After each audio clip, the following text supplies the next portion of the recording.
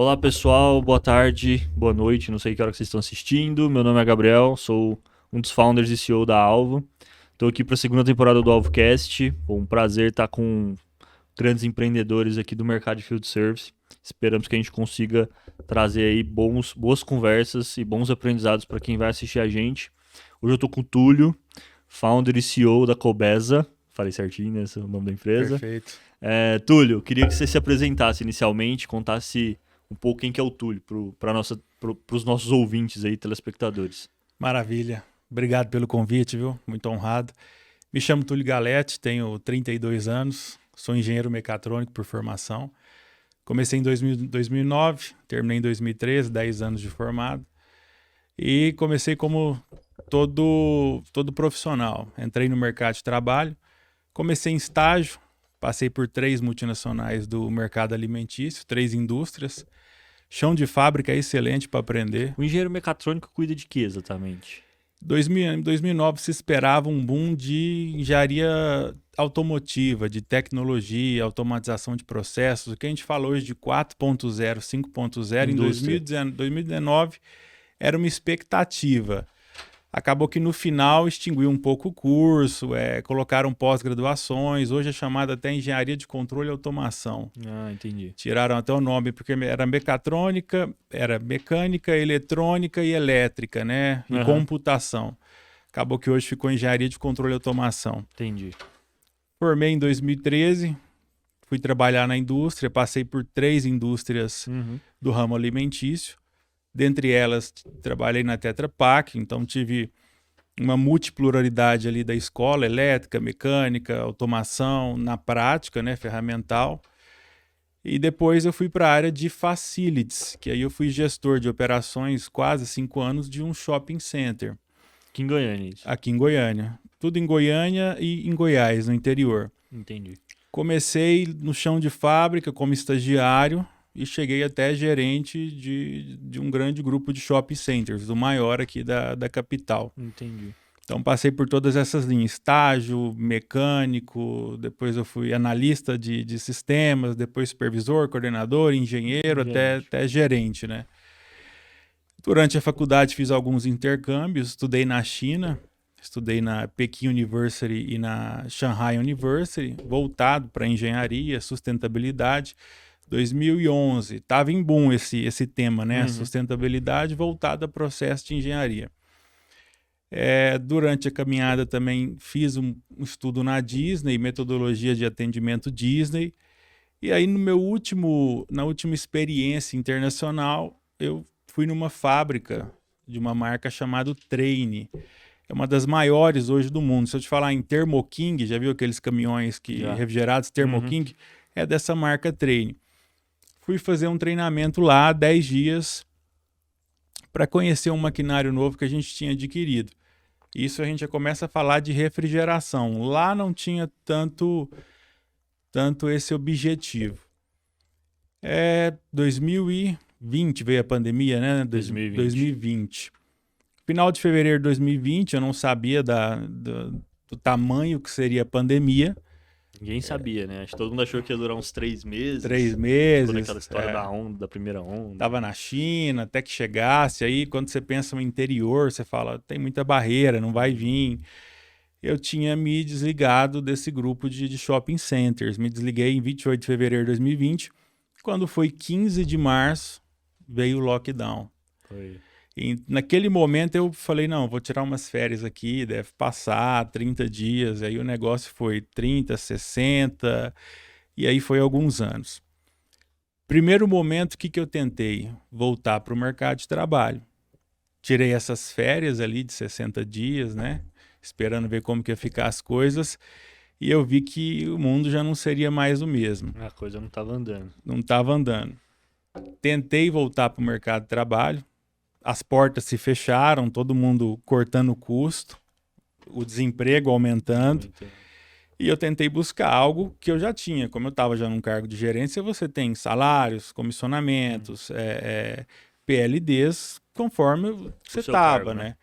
Eu tive o meu primeiro cargo de gestão com 23 anos. Saí da faculdade e tive cargo de gestão em si. Então, muito novo, já era gestor de pessoas.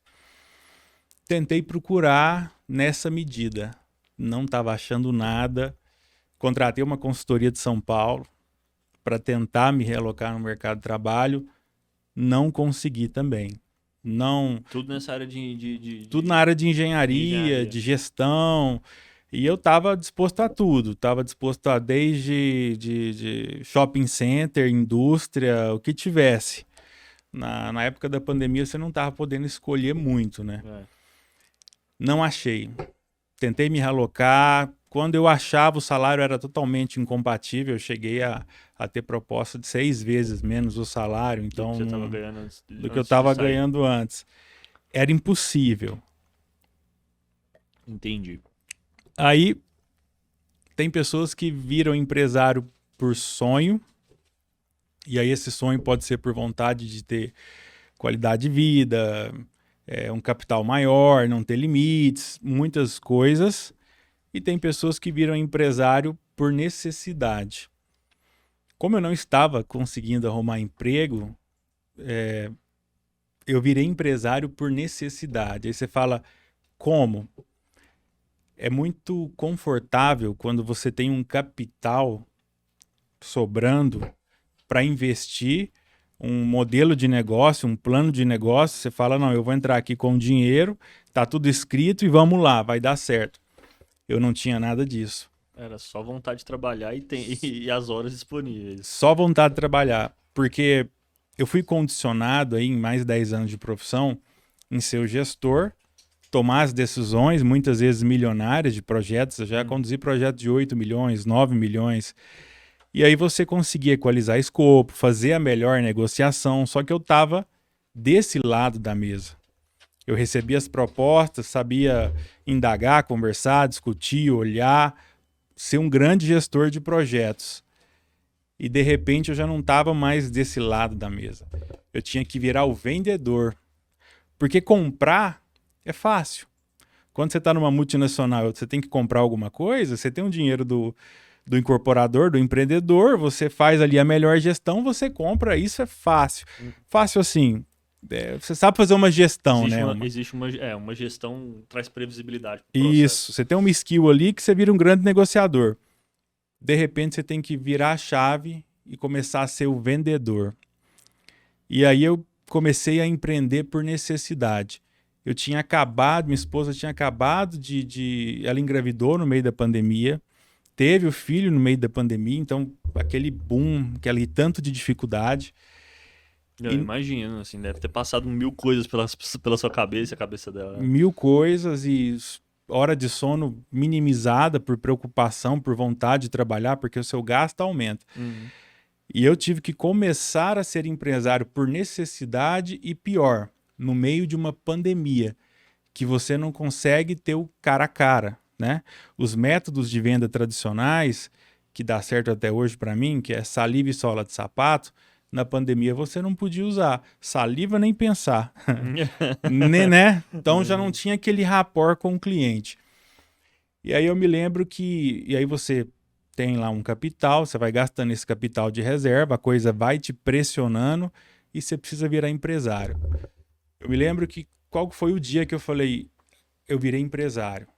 Foi quando uma indicação da indicação, porque eu sabia gerir desde elétrica até ar-condicionado, elevador, gerir novos negócios, né? Mas eu não sabia executar na prática, eu sabia gerir quem fazia. E aí uma indicação, um amigo do amigo conheceu, falou, tem um problema no supermercado de ar-condicionado, chama o Túlio que ele te faz um relatório. E essa rede me ligou, falou, faz um relatório? Faço, claro. E eu lembro que fui lá, fiz um relatório fotográfico e cobrei X. O cliente gostou, falou, não, então bacana, você apontou várias coisas no seu relatório, vamos executar? Aí eu falei, vamos.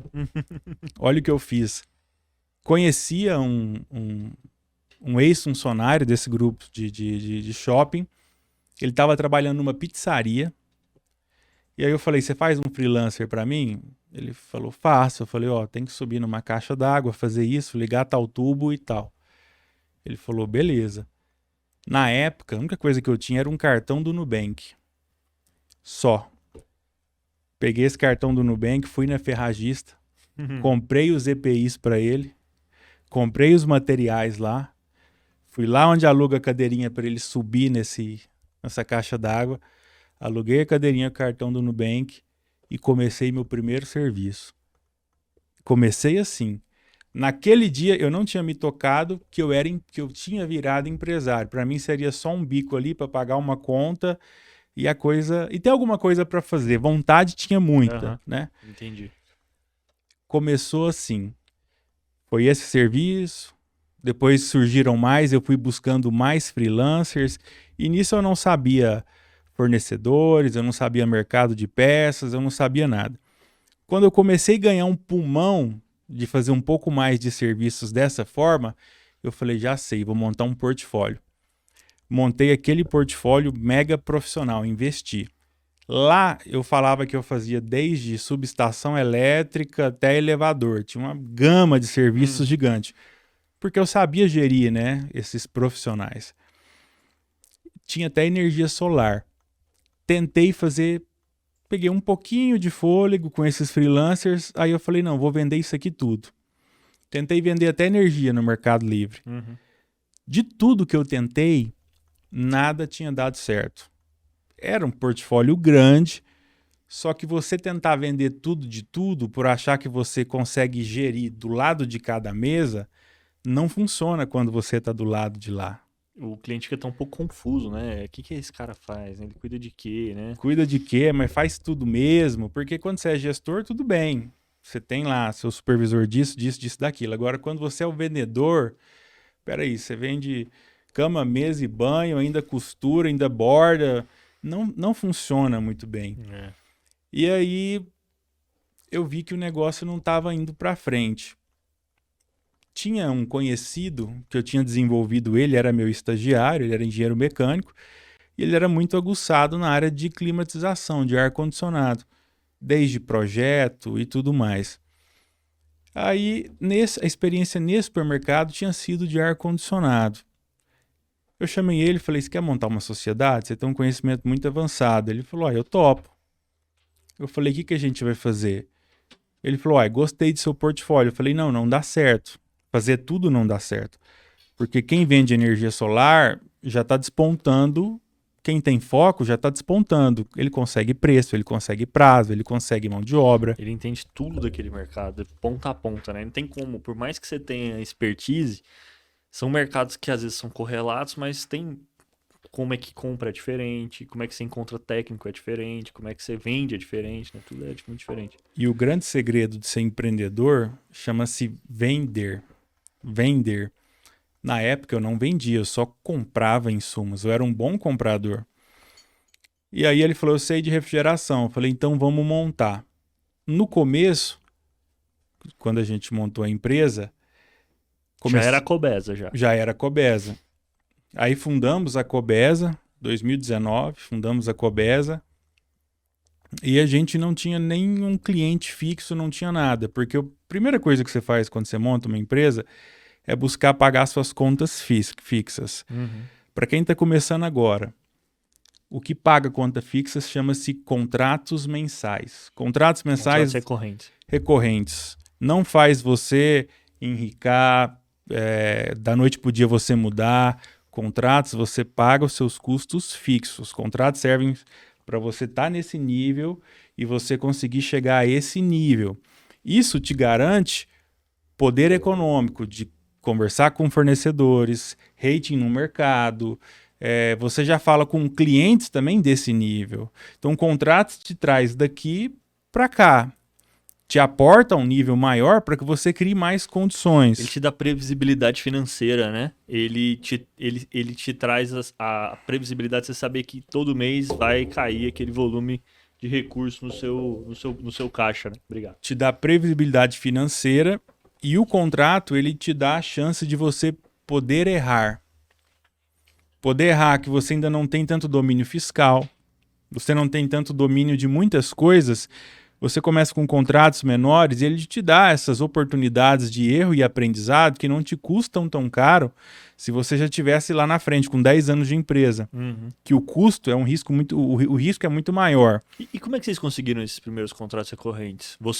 Foi você que foi vender. Eu imagino que para você, como engenheiro de formação, ir pro lado de vendedor, virar um vendedor de fato, porque eu acho que todo empreendedor é um vendedor, você falou super bem. O empreendedor que não está vendendo, ele está perdendo o tempo dele, basicamente. Tá perdendo. Agora, essa foi uma grande mudança de chave na minha cabeça que para mim foi o maior desafio. Ser um gestor e de repente ser um vendedor. Porque vendedor, eu tive que encarar um negócio que eu não gostava, chama-se frustração. O segredo da venda é você semear muito, semear o tempo todo. Esse é o segredo da venda. Fazendo muito network, conversar com muita gente, apresentar seu serviço, seu produto para o máximo de pessoas e eventualmente alguns ali vão se tornar negócios. Né? Alguns.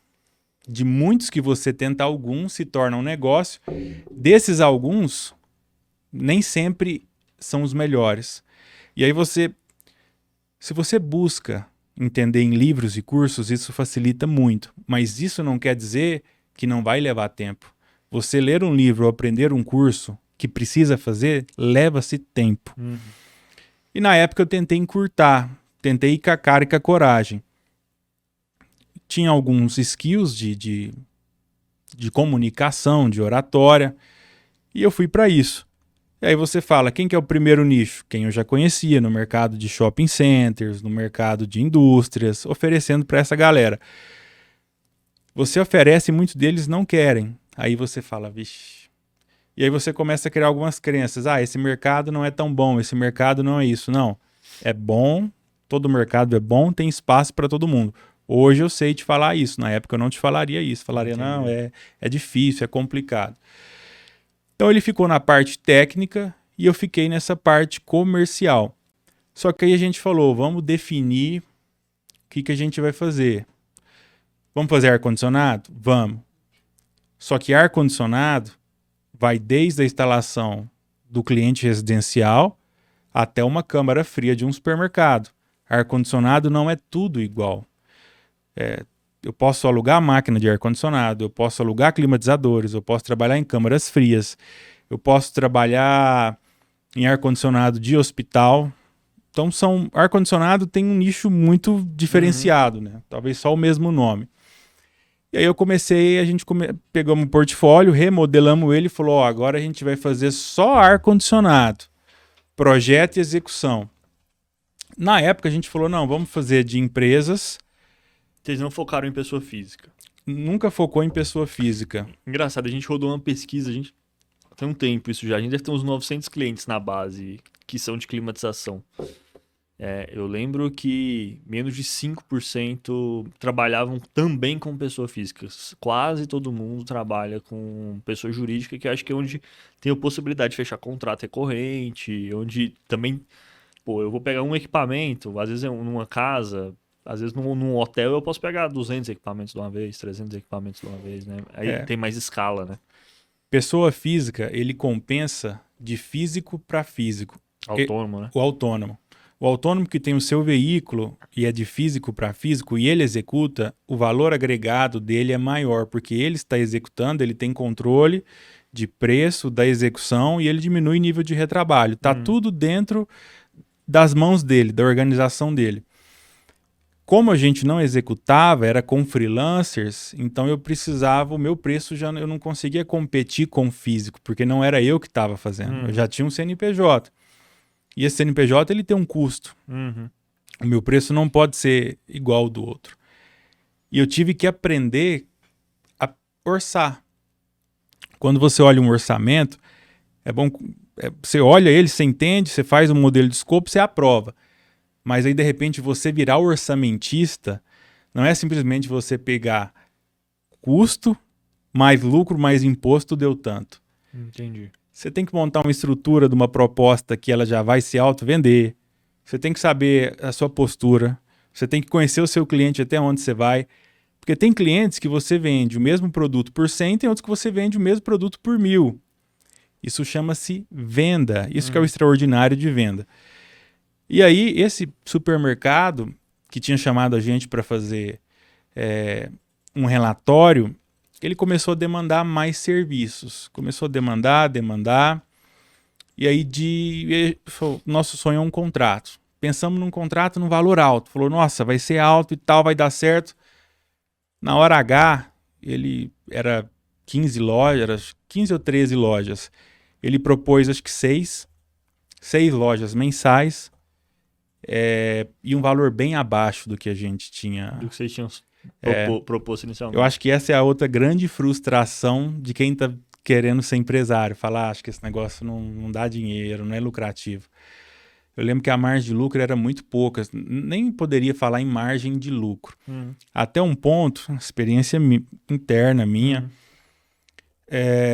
eu não coloco paradigmas assim, 6 meses de capital.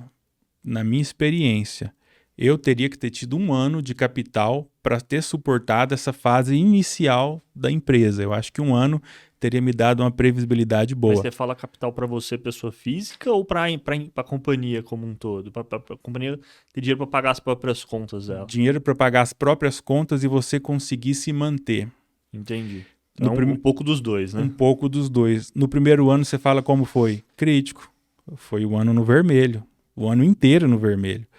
Então, sempre martelando na minha cabeça, tá no vermelho. Será que esse negócio vai dar certo? Será que não vai? Olha aí.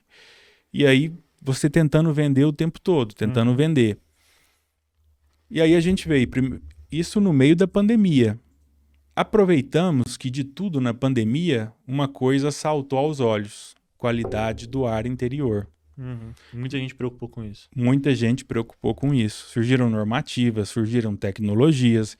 Então foi um mercado que na pandemia, se você pudesse fazer a manutenção de alguma coisa, seria de ar-condicionado. E a gente percebeu isso. E aí, todo mundo ainda freelancer, a gente aprendendo, eu aprendendo a vender, a precificar, a orçar o nosso serviço. E você cuidava da parte de vendas, esse seu sócio cuidava um pouco mais da parte técnica. Era ele fazia parte mais de, sei lá, de projeto, de conseguir os freelancers para fazer os atendimentos, gerenciava esse pessoal lá na ponta. Isso, ele que fazia isso. 1 ano no vermelho, assim, na luta. Só que o ponto importante, nunca deixamos de semear. De 10 visitas, às vezes eram 10 portas na cara. No outro mês, 10 portas na cara. A gente insistiu. Só sei que hoje essa rede, 2023, ela, conhecendo o nosso serviço, é algo interessante. Produto é bom de se vender, porque se você quer um iPhone, você já despertou gosto, a venda ali para você já está quase que feita. Você tomou uma decisão. É mais transacional, né? É mais transacional. E o produto é assim: você quer isso? Te entrego. Pronto. Serviço chama-se confiança. Se o seu cabeleireiro hoje corta o seu cabelo, você não gostou, amanhã você não troca ele. Você vai insistir nele. Às vezes ele pode errar com você 10 vezes, você ainda vai insistir nele.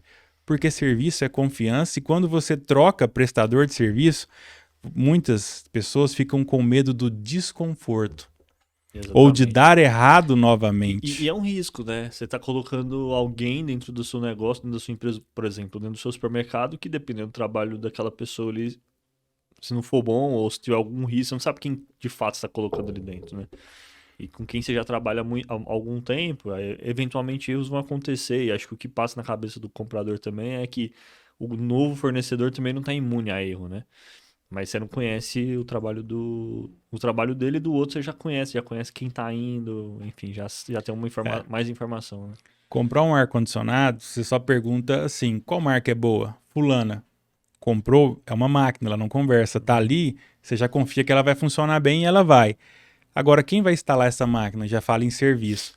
Aí você preocupa se o cara vai limpar a parede ou não vai, se o cara vai furar certo ou não vai, se o cara vai te entregar na data certa ou não vai. Então, serviço é muito confiança. Por isso que é um desafio vender serviço. Você chega, a maioria das pessoas fala: não, eu já tenho quem me atende ar-condicionado. E agora? Qual que é a próxima técnica que você vai convencer esse cliente? Porque ele já tem um. Muitas vezes, por preço, você não vai conseguir. Não, ele faz X, eu faço X menos 2 para você. Tá, não, mas eu tô contente com ele. Às vezes o serviço tá uma lástima, mas a pessoa não quer ter o desconforto de trocar, porque serviço é confiança, e confiança é o que as pessoas sempre buscam umas nas outras, relacionamento. Aí eu entendi isso.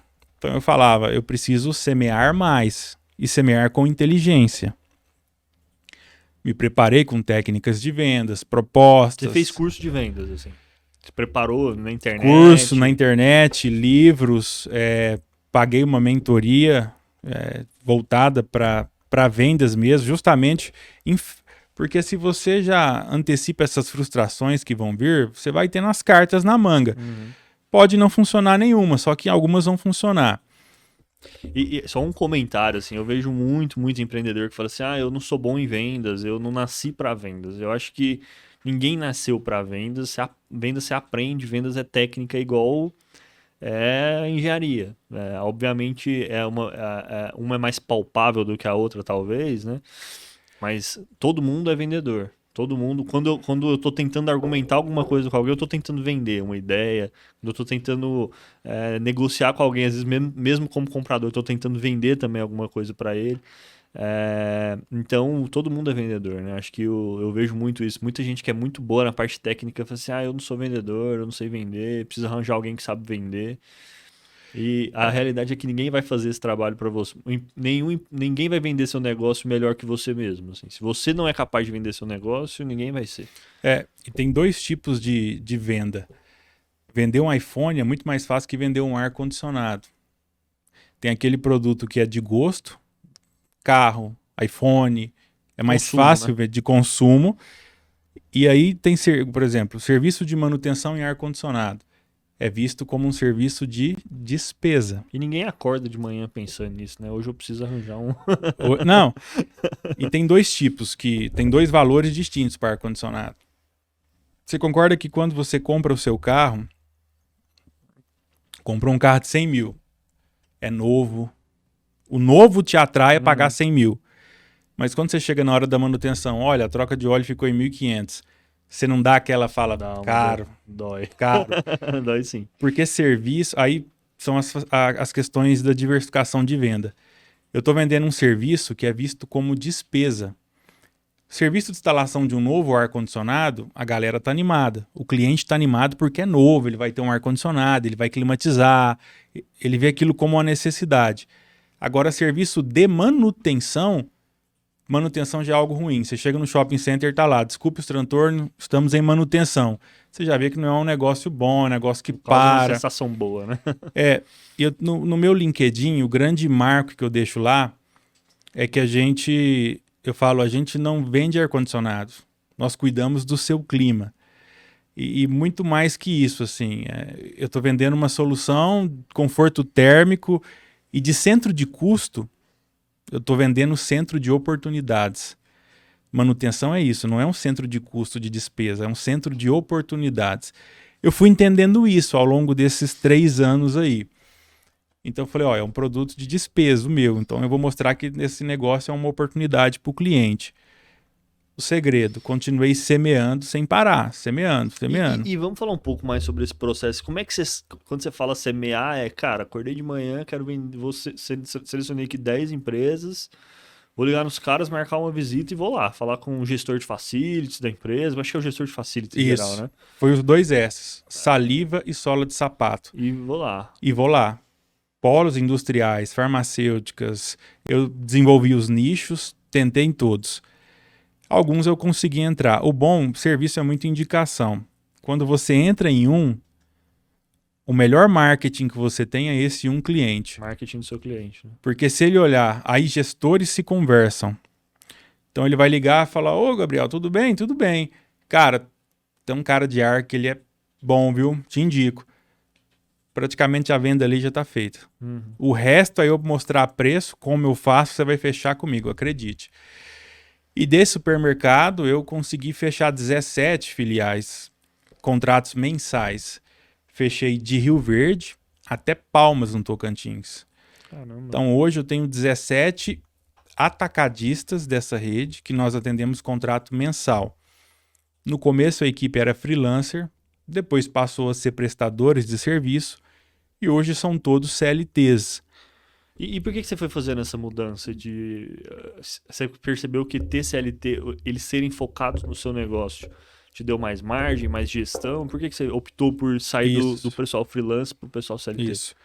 Em ar-condicionado, o pessoal freelancer ou PJ, ele ainda entende que ele não faz parte da empresa, não veste a camisa, não entende que tem um CNPJ por trás. Mesmo que você tenha uma cultura de vencedor, de liderança, ele ainda entende que ele é um prestador de serviço de ar-condicionado, porque tem muitos. É uma profissão que tem muito autônomo, igual a energia solar. E aí, nesse meio do caminho, a gente notou que esse pertencimento aí precisava ter para que a empresa rompesse o próximo passo. Entendi. E você percebeu que depois que você colocou o pessoal CLT, a qualidade do serviço subiu muito, o comprometimento e a parte cultural acho que faz bastante sentido, mas a qualidade lá na ponta você conseguiu ver bastante diferença. O que mata empresa de serviço? Retrabalho. O produto não tem retrabalho, o retrabalho chama-se garantia, só que aí a garantia de um produto, você pega de 100 ar-condicionado, talvez um dê garantia. Agora, o retrabalho de serviço, você acaba com a sua margem de lucro, você desgasta com o cliente, desgasta emocional. E eu percebi que do PJ para o CLT, tendo essa sensação de pertencimento, diminuiu drasticamente o número de retrabalho. Ah, que legal. Diminuiu drasticamente. Para ar-condicionado, essa turma que está no CLT, o retrabalho foi lá embaixo.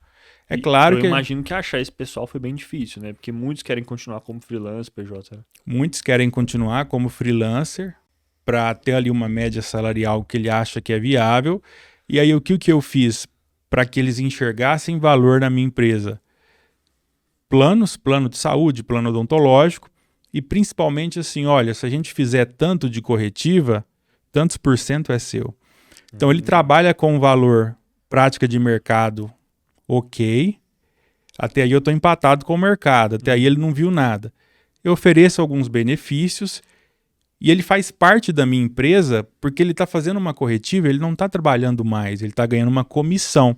Então eu fiz um plano de vendas internamente, eu continuo sendo comercial da empresa porque o feeling dos clientes ainda é comigo. Eu sei que para o Gabriel eu posso vender X, para o outro eu posso vender 10X, o feeling ainda é comigo.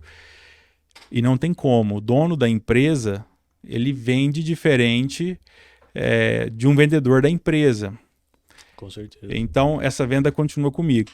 Fazendo esse comissionamento aí de corretivas, se você trocar tantos compressor, tantos por cento é seu.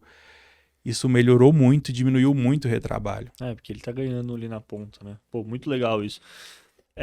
E hoje, como é que é a rotina do Túlio, assim? Então, você acorda de manhã, hoje que a empresa tem quantos... Conta um pouco como é que tá a Cobesa hoje, assim. Cobesa hoje, a gente tem uma frota de veículos próprias já.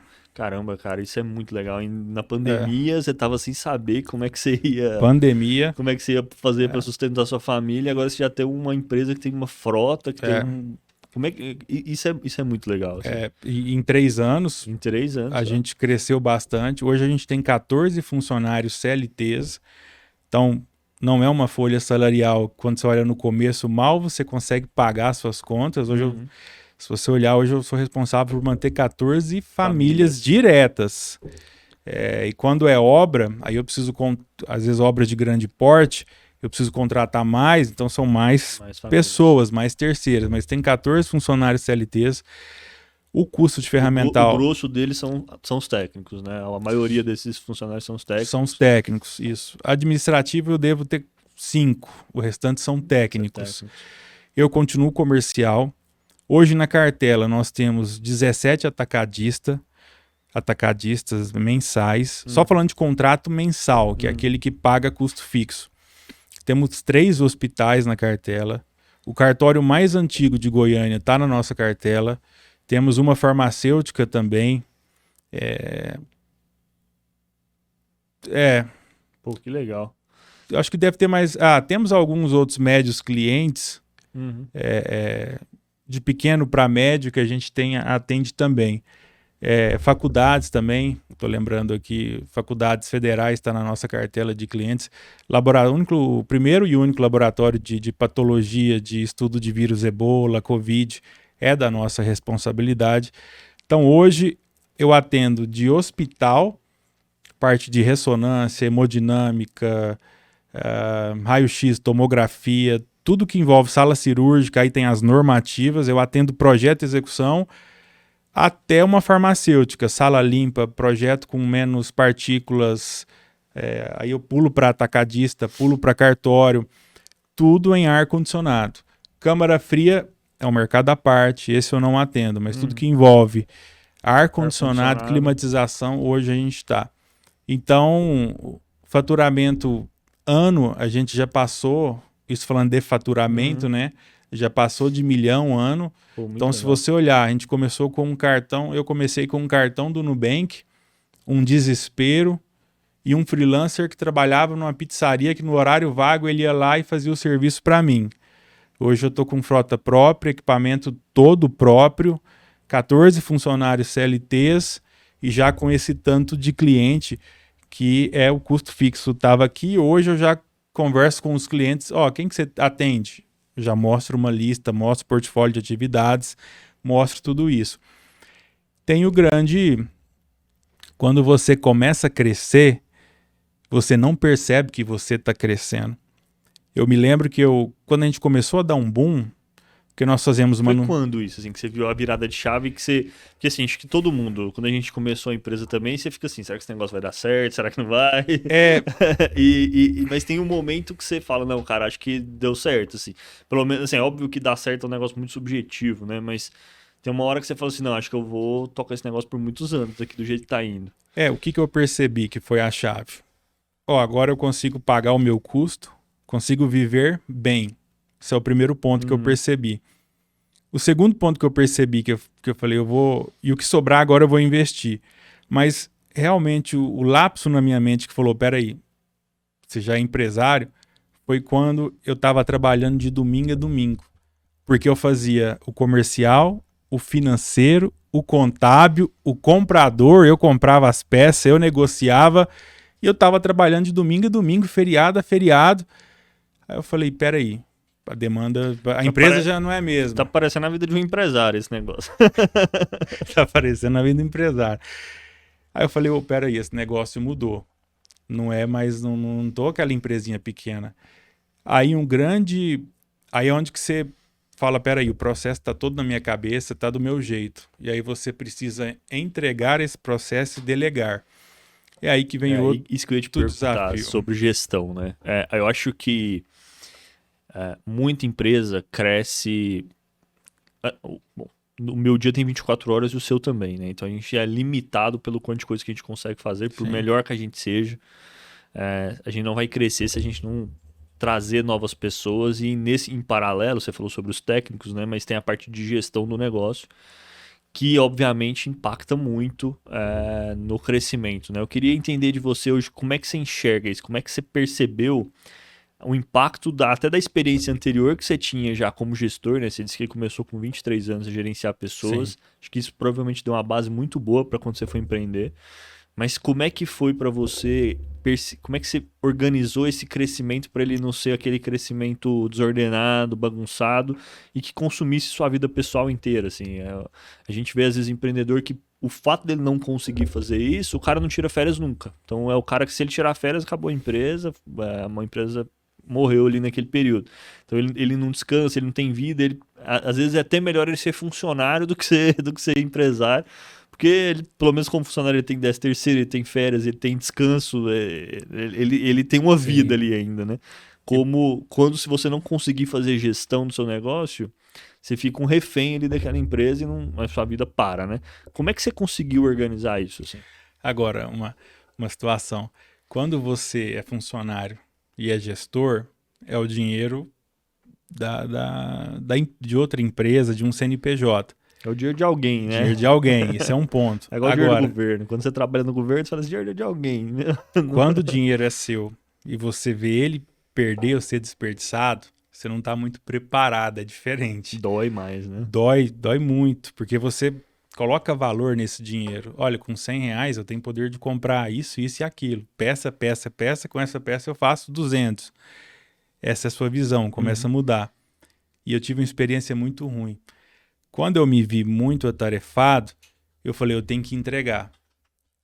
Eu contratei pessoas e eu criei um processo. Olha, você vai cuidar do financeiro, contábil, fiscal, você vai cuidar da parte de vendas internas. Para quem já tem um cliente, você vai vender, porque segue uma curva padrão. Você vai Às vezes o cuidar... próprio cliente liga na empresa também, querendo saber, né? e você vai cuidar da supervisão. Eu preciso entregar lá a qualidade técnica e tal. Deu tudo errado. Deu tudo errado. Como é que foi isso? Deu tudo errado, eu criei esse processo, as pessoas entraram, eu perdi um tempão, acho que eu perdi uns 3, 4 meses treinando. E o negócio não rodava. Chegou num ponto que a empresa estava gestão mais, parecendo assim, mais pessoas, mais recurso, mais tempo, mais retrabalho. Chegou no momento que eu falei, agora o negócio vai bombar, porque eu estou contratando mais, vou produzir mais. Eu contratei mais, gastei mais e produzi menos. Entendi. E aí nisso eu parei, aí você perde mais tempo para tentar entender o que aconteceu. Foi o processo e tal. É o risco que todo mundo corre. Às vezes é o processo, às vezes são as pessoas. Tive que mudar praticamente 110% dessas pessoas. Então, eu tinha contratado várias, desde técnico até administrativo. Você que contratou pessoalmente. Eu que contratei. Não deu certo. Mudei todo mundo. Até as recentes que eu tinha contratado, eu tive que mudar. Por isso que foi 110%. E eu olhava sempre para o meu processo. Mas será que esse processo está correto? A ordem de serviço ela tem que chegar assim, o pagamento é desse jeito, quem cobra faz isso. O processo estava correto. Como eu desenhei esse processo? Com consultoria. Nisso eu já tinha um plano de negócio, eu já sabia no que eu iria atacar, quais eram as minhas fraquezas, pontos fortes. Tem N metodologias, né? Canvas. Me espelhei nisso e com a consultoria ajudando. Quando eu acho que pela segunda ou quase terceira vez eu troquei essas pessoas que elas se encaixaram, aí sim. Foi onde eu comecei a ver o resultado que eu queria. Uma equipe enxuta, que consegue absorver essas demandas e que estava entregando o que eu esperava. Mas você acha que essas primeiras pessoas não deram certo porque elas não alinharam culturalmente com a empresa? Porque elas tinham outras ambições? Você acha que o problema foi o ponto de quebra foi na contratação em si? Na contratação. O processo de contratação não estava afinado, alinhado suficientemente. Algumas delas foram por consultoria. Eu tive um trabalho ali de preparar, porque você investir tempo, eu acho que investiu tempo, contratou e ela não deu certo, você perdeu.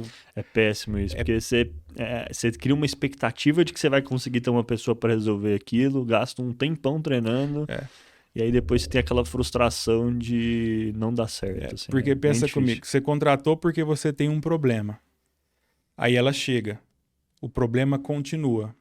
Aí ela sai, o problema continua. Aí chega outra pessoa.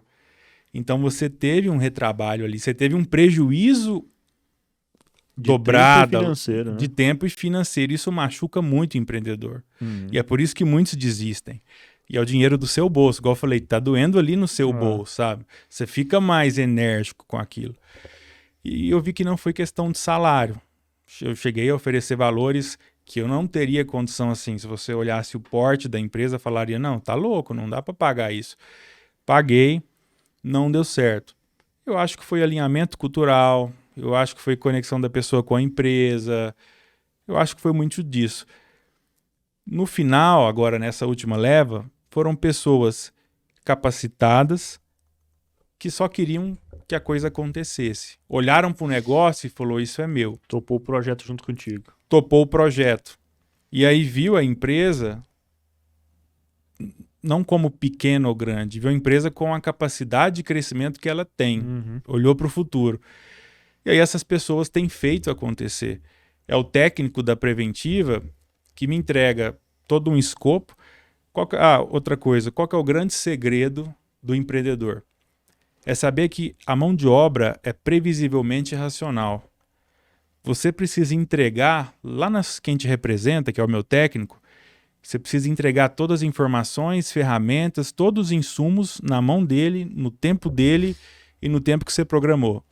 Não adianta eu cobrar que ele faça o serviço em 1 hora, sendo que eu não mantive muito claramente o que significa 1 hora de serviço, sabe? Ele não tem condição de executar o trabalho com as ferramentas que ele tem ali no momento. Né? Não só ferramenta técnica, mas ferramenta de treinamento, enfim, de tudo que ele precisa para poder executar ali na hora. Né? Esse é o ponto.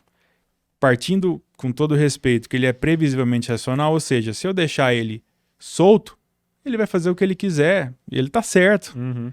Então eu muni ele, insumos, informações, você vai enxergar isso, você vai fazer isso, você vai vir até aqui. Coloquei um supervisor, né? Fui montando um esqueleto. Aí você começa a ter menos retrabalho, menos feedback ruim e principalmente orçamento.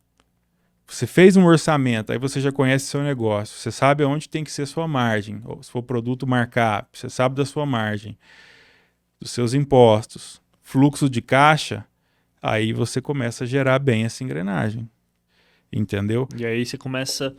Eu percebo que você que é engenheiro talvez concorde comigo, assim. Uma coisa que eu percebo em muita empresa que cresce igual vocês cresceram, e eu acho que o fato de talvez esse engenheiro te ajude a pensar dessa maneira, é o seguinte, muito das coisas que eu vejo crescer é quando você tem uma linha de produção, a empresa funciona como uma linha de produção, e o que eu preciso entender? Eu preciso entender qual que é a principal unidade de produção que eu tenho, ou seja, quanto que um vendedor consegue produzir para abastecer um técnico, quanto que o vendedor tem que vender de contrato, quantos contratos um técnico consegue atender em tanto tempo. Se eu tenho isso muito bem mapeado, eu sei, se eu quiser ter 10 vezes mais vendedores, ou eu já sei como é que vende, eu já sei o que esses vendedores têm que fazer, eu já sei quantos técnicos eu vou precisar e de quanto de insumo que eu vou precisar. É como se fosse uma linha fabril de crescimento. E aí, basicamente, quando você consegue compreender essa única unidade, você consegue entender como é que você destrava crescimento para as próximas etapas. Porque você sabe você consegue compreender. Eu não sou engenheiro, tá? Tô falando aqui sem entender. Sim. Mas você consegue compreender o processo como um todo. Assim. Você consegue saber qual que é a capacidade de produção de cada pessoa no seu time e como é que você precisa expandir isso, né? Então você consegue criar um playbook de treinamento para o time de vendas, para o time técnico, para o time de cobrança, para o time administrativo, e você tem previsibilidade, né? Acho que eu falo bastante sobre previsibilidade porque é isso que gera crescimento da empresa. Não é gerar uma demanda absurda em algum momento, se você não consegue atender ela direito, você não consegue fornecer uma boa qualidade para o seu cliente. É você ter previsibilidade sobre as coisas que você está fazendo. Você tem controle sobre ela. Né? Acho que é um pouco do que você foi falando, eu fui conseguindo enxergar bem assim, esse processo. Você foi mapeando bem para conseguir entender quanto que eu preciso produzir para uma equipe técnica, para um time interno, enfim. E o grande segredo de ser empresário, assim, minha opinião, minha experiência. Se vir aqui o executivo da Coca, o presidente da Coca, ele sentar com a mesma roupa que eu, ele é um ser humano, só que ele está representando a Coca. Eu estou aqui representando a Cobesa. Então você me avalia conhecimento, eu já te contei o meu histórico, você cria um rapport, um valor nisso tudo. Então você fala, eu vou comprar um ar-condicionado, uma instalação dele, porque eu vejo que ele conhece muito, ele transparece responsabilidade, ele vai cumprir prazo. Isso eu estou te vendendo. Esse é o primeiro ponto, porque o empresário às vezes acha que vende e aí chega lá na hora, aperta, sai um negócio sem qualidade para extrair pouco. Então, o meu negócio eu vendo. Eu vendo serviço. Eu tenho uma margem de serviço. Aí eu entendi que tem clientes que empatam, e esses clientes que empatam são clientes custo de oportunidade. E tem clientes que me geram margens maiores. Eu preciso de todos eles. Mas de todos eles eu estou falando de serviço, que eu vou ter uma rentabilidade X. Aí você pensa, eu quero vender mais serviço, mais volume? Não. Eu quero vender serviço, só que eu quero rentabilizar mais o meu serviço. Como? Ó, te vendi a instalação, certo? Certo. Agora eu vou te vender a peça. Agora eu vou te vender o tratamento de água gelada. Então, você precisa, eu te vendo a mesma coisa, serviço, só que eu vou imputando caixinhas de rentabilidade. Entendeu? É cross-sell da venda. A primeira empresa que fez isso que você tá falando de maneira bem eficiente, mas não é para serviço, é para produto, é o McDonald's. McDonald's. O McDonald's Eu começou fiquei vendendo sabendo esse sanduíche. ano, acredita? Eu fiquei sabendo disso esse ano. Porque ano passado eu já tinha desenvolvido a parte de distribuidora de peças, porque eu falei, peraí, quem diagnostica o problema desse cara sou eu. Ele tem que comprar a peça de mim, porque eu vou ter um markup de mais tantos por cento aqui nesse serviço. E comecei a empurrar, mas peraí, quem tá tratando a sua água aí do chiller? Ah, fulano. Poxa, deixa eu tratar, eu vou controlar ainda dentro do meu contrato. Então comecei a imputar essas caixinhas de rentabilidade. Aí acaba que você fala, não, eu não quero mais um volume. Aí, quando você olha para o volume, você já tem condição de segregar. Peraí, eu já não pego mais cliente, qualquer um. Era a época que eu batia de porta em porta. Hoje eu já escolho. Não, esse eu não quero, esse eu... Porque os contratos fixos te dão essa oportunidade, entendeu? E só voltando um pouco na história do McDonald's, acho que o McDonald's percebeu lá muitos anos atrás que ele vender só o sanduíche era uma coisa, ele vendeu o sanduíche com refrigerante, com a batata era outra, né? Que é um pouco que você tá fazendo, assim, que eles chamam de cross-sell, né? Então ele começou a perceber que ele aumentava o valor, deixou de ser só o sanduíche para ser o sanduíche mais o milkshake, mais a batata, mais outros produtos, mais um. Eles vão te vendendo isso e eles vão criando planos, né? Igual você falou, cria um plano para o cliente dentro do contrato. E por ele faz sentido, ele vai, é melhor ele ter um fornecedor só do que três, eventualmente. E aí eu também fiz a parte, hoje são duas empresas, Cobesa e Climatec. Então a Cobesa ficou distribuidora de peças e serviços de engenharia, projeto e obras de grande porte.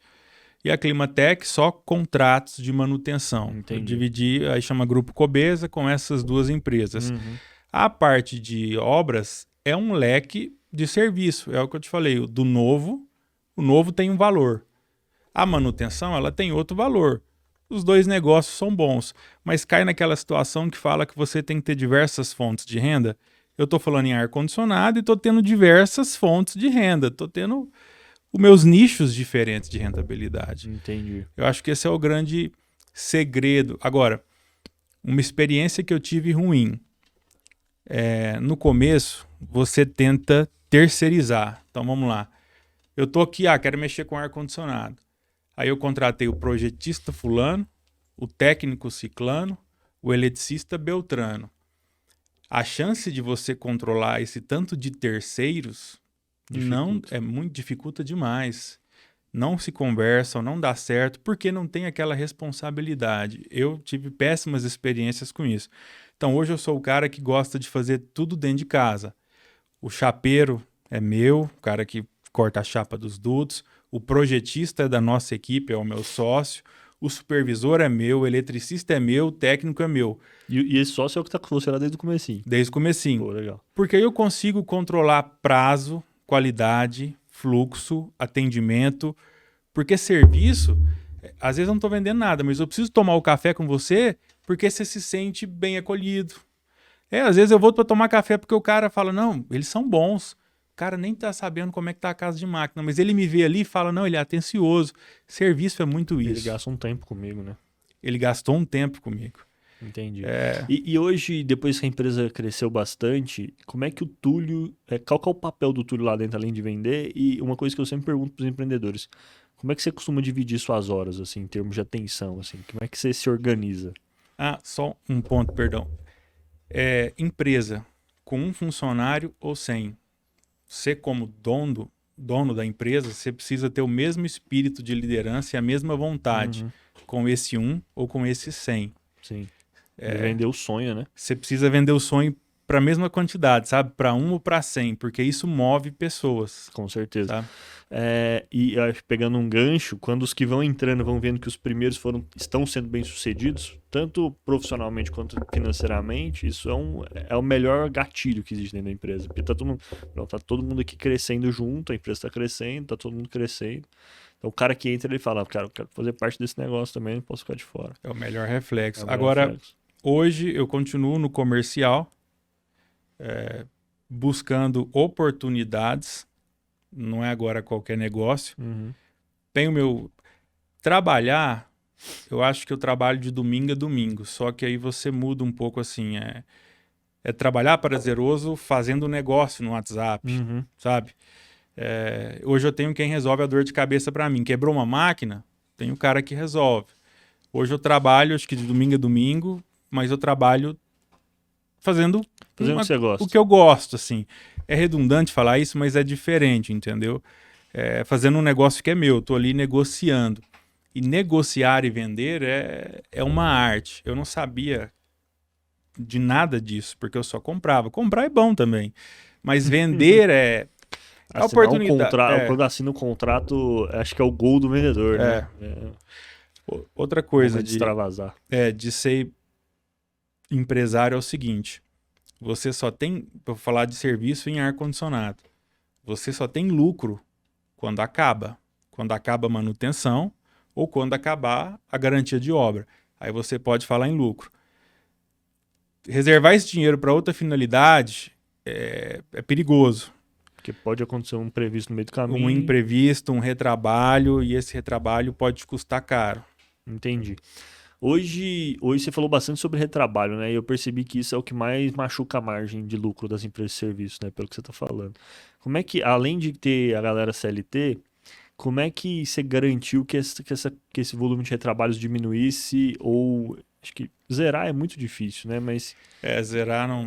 Mas que diminuísse bastante, assim, em termos de processo. Como é que você estruturou o processo do seu negócio para garantir que isso tivesse menos problema? Aí eu, além de ter a cultura de CLT de pertencimento à marca, cultura de comissionamento, eu meço por pesquisas de satisfação e por OS. Então, se teve um chamado aí naquele mesma máquina recorrente, isso desconta ou ele deixa de ganhar. Ganhar a comissão dele. Isso. Porque, por exemplo, eu tenho hospitais no meu contrato. O colaborador fixo daquele hospital, ele entende que o hospital é dele. Se chama no sobreaviso, são sábado, domingo, feriados ou madrugada, a responsabilidade é dele. Ok, ele recebe sobreaviso, ele recebe hora extra, mas é dele. Só que isso é negativo. Aí ele cria esse senso de dono, ele fala, peraí, chegou na sexta-feira, eu já sei que o parque de máquinas, eu sigo um plano, eu sigo isso, mas eu sei que tem que rodar. Essa vontade faz muita diferença. Entendi. Faz muita diferença.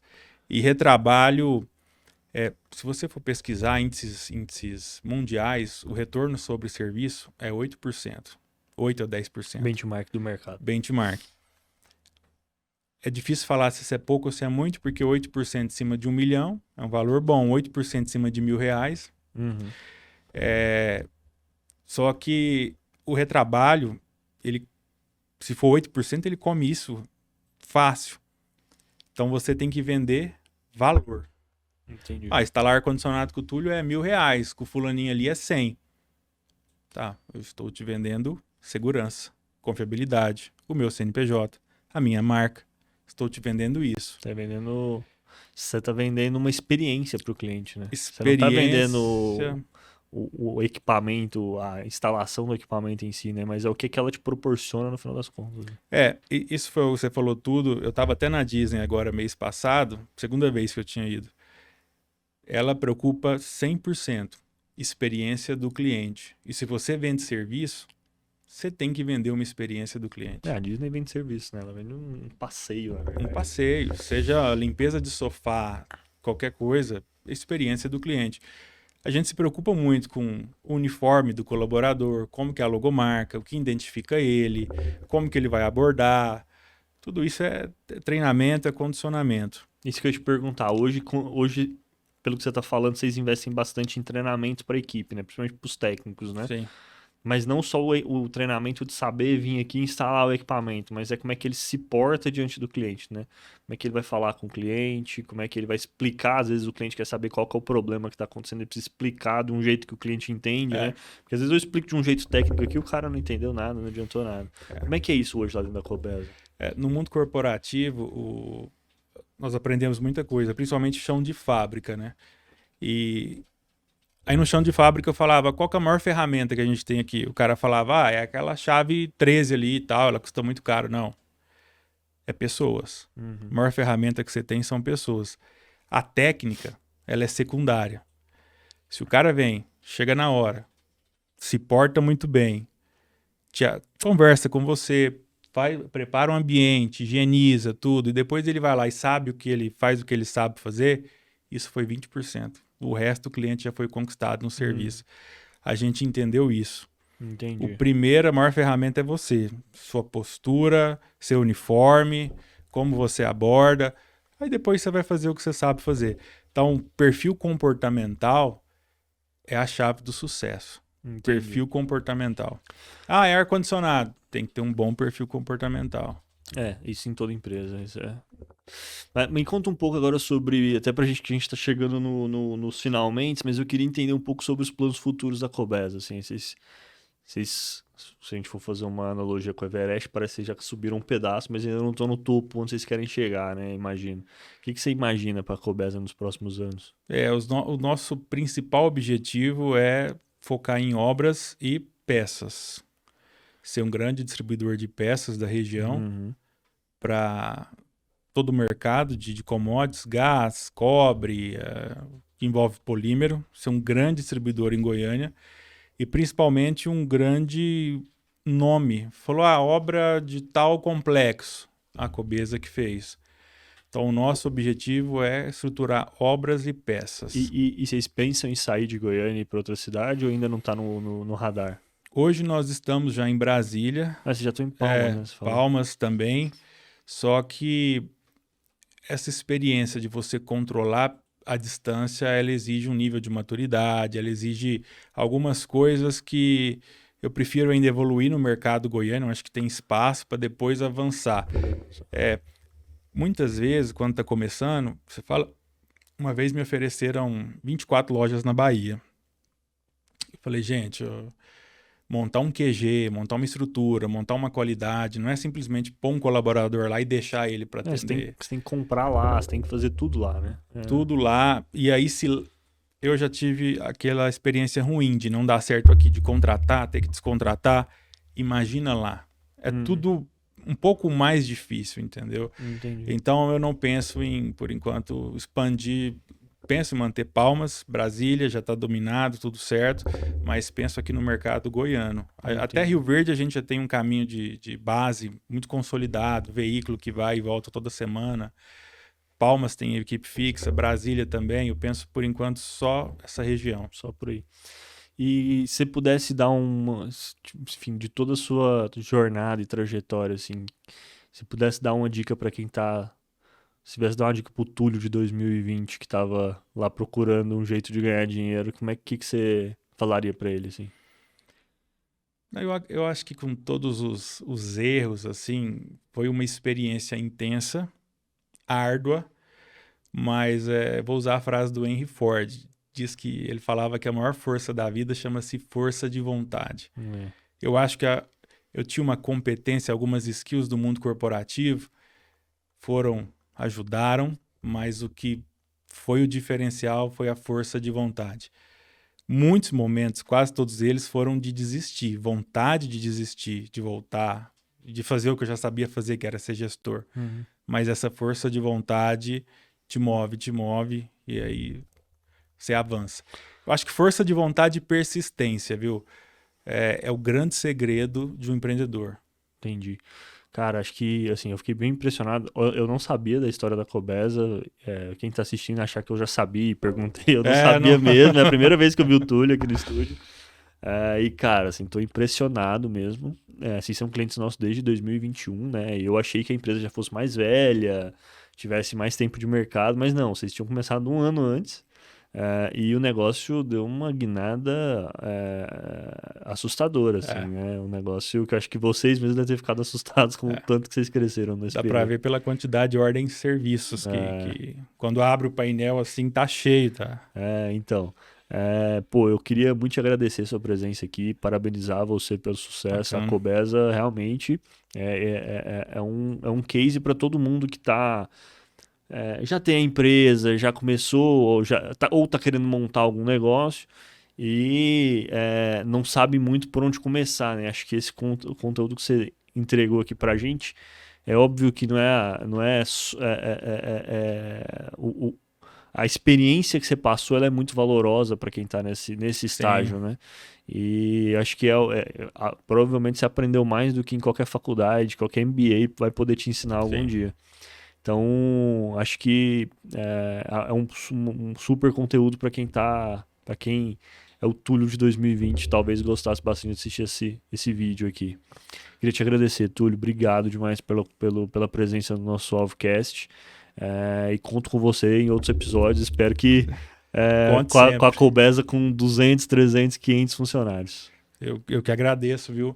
E lembra, a gente não vende ar-condicionado, a gente cuida do seu clima. Show, beleza. Obrigado. Pessoal, obrigado, até o próximo episódio, valeu. Um abraço.